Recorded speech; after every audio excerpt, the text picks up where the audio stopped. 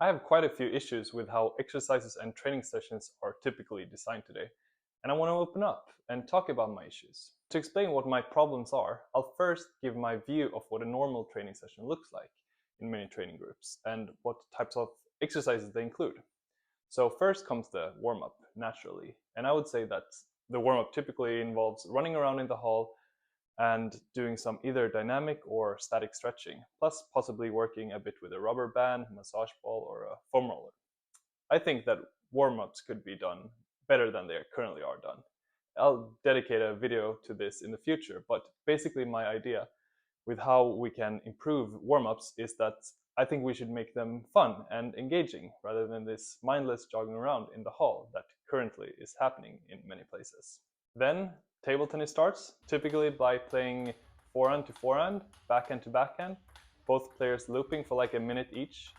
Then quite often players play backhand to backhand with topspin close to the table, and then forehand topspin against forehand topspin a little bit further off the table.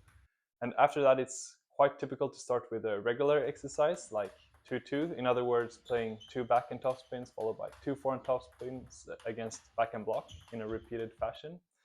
And after that comes an exercise against block that is more irregular, like free to backhand or forehand topspins from like 60% of the table. And when the blocker plays the ball down to backhand, it's free.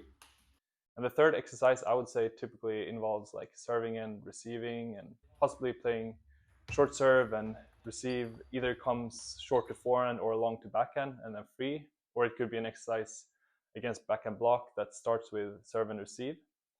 The fourth exercise I would say typically is like service free or service free but with some small modification like a direction of the service. After 4 exercises, I would say that some groups finish off with some sets or a match, while others finish off with some so-called footwork.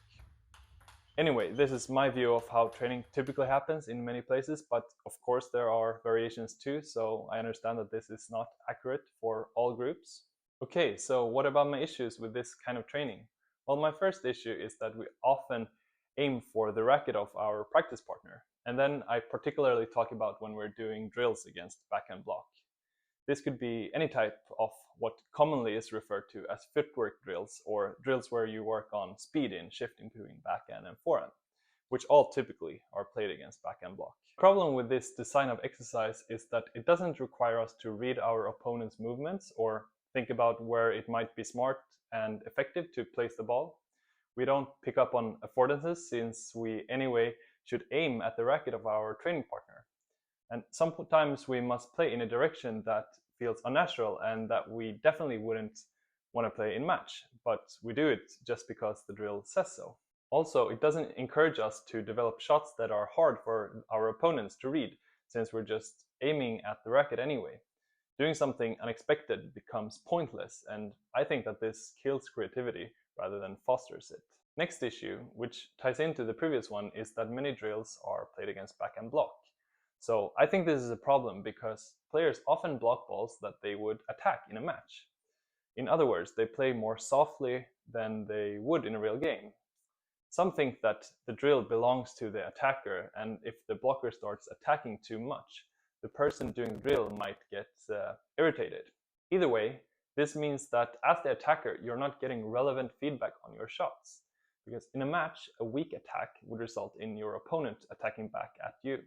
So you'd need to move as quickly as possible into a position where you can defend, but in a drill where the defender always blocks, you'll probably just try to get into a position to attack again.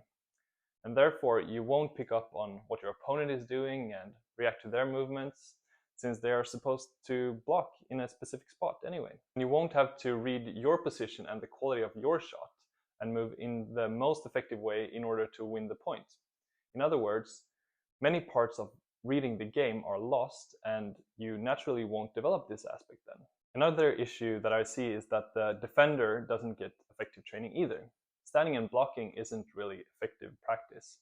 Some might find it a bit relaxing, see it almost like a break, but I think it can be pretty boring and disengaging. And imagine if we could turn like 20 to 30 minutes per training session from ineffective to effective training. That's a lot of hours over a season.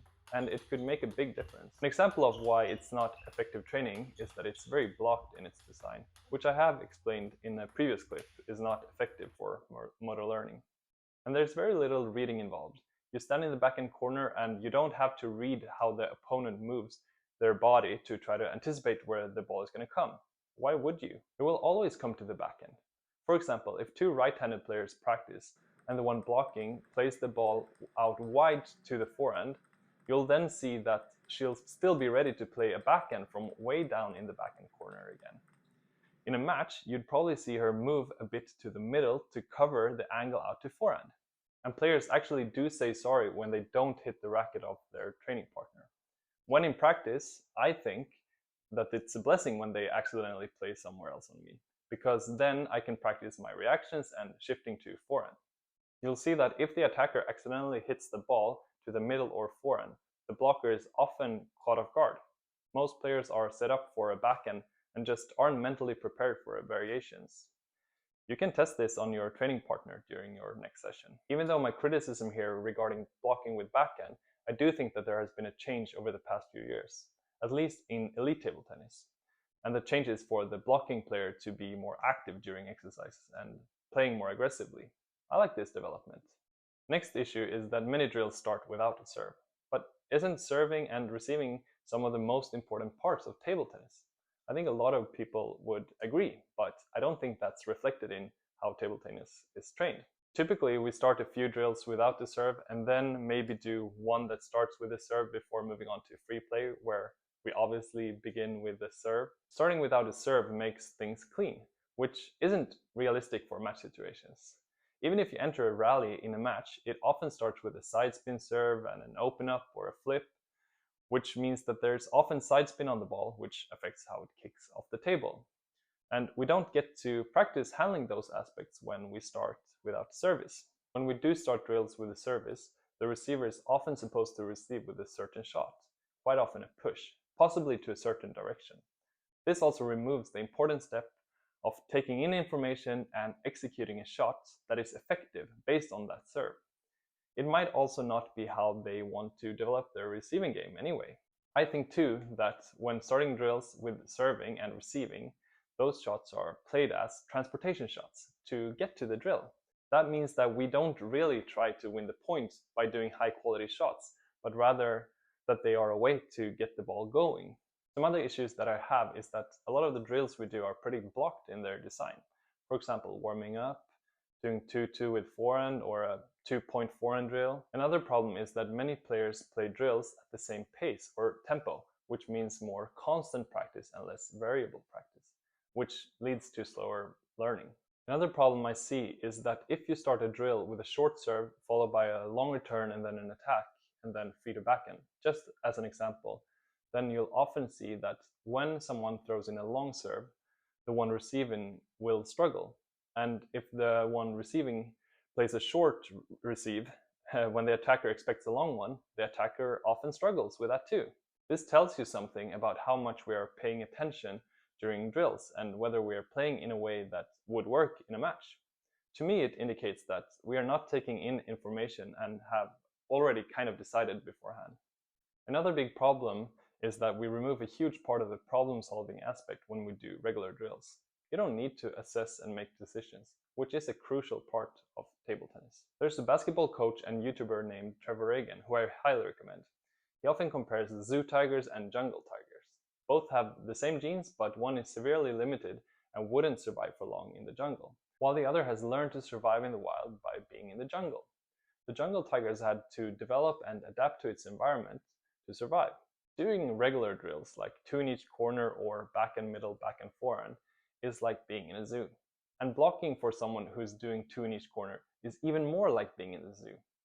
We're not exposed to danger, we know what's going to happen, and we don't have to train many skills. Playing a match under high pressure or exercises where both players try to make it difficult for each other, on the other hand, is like being in the jungle. The attacks come in different ways all the time and you have to be alert. One skill that I think isn't appreciated enough is the ability to read different parts of the game. This includes reading spins on serves, but also reading your opponent's movements to see where and how they'll place the ball. and reading how they're going to move so that you can place the ball in a good spot yourself. If you can't read the spin on your opponent's serve, it could be game over in a match. And if you can't read the direction, spin, and length of other shots, you'll always be a step behind. These skills, like any others, get better with practice. But when we start drills without serve and do regular drills where you don't have to make decisions and you aim for the racket of your partner, you remove a lot of these elements. So, how should we design our trainings? Based on what I've said today, you might think I'm advocating for only playing matches and free play, and I almost am. I think you can make modifications to free play to focus on specific aspects you want to work on. There are a few factors to consider though. For example, if I want to improve my shots when my opponents play short to my forehand, I'd want to get many repetitions of that shot. I could tell my training partner then that we're basically playing service free, but their tactic is to often try to exploit my short forehand. This way, you include all of the aspects of the game. You still have to read your opponent, but hopefully you'll get to practice that shot a bit more than usual. What you don't want to happen, which I've seen in drills that start with a serve and that are too structured, is that you start expecting the ball in a certain spot, in this case short of the forehand, and you move there earlier than you would in a match. And yeah, then the element of reading your opponent is gone. Some experts in motor learning from other sports often talk about taking a slice of the game. For example, focusing on an attacking situation or a defensive situation. This means that you can focus on something specific that happens in a match while keeping all of the relevant parts of the game intact. In table tennis, this could mean practicing serves and the follow-up, or trying to win points from the back of the court by starting from that position. So you focus on more specific parts of the game while keeping the reading and decision-making elements. I have many ideas for exercises that we could do, and I'll talk about them in an upcoming video. And I'll also show you, of course. If you're interested in following along on this journey, subscribe to the channel to make sure that you don't miss any of the clips.